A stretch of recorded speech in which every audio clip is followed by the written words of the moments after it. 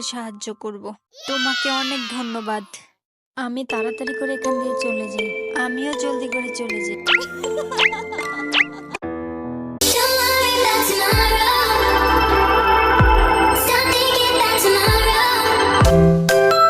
ছোট তাড়াতাড়ি চল, স্কুলের জন্য দেরি হয়ে যাচ্ছে। আরে এটা কি হলো? একটুর জন্য বেঁচে গেলাম, এখন স্কুলে কিভাবে যাব?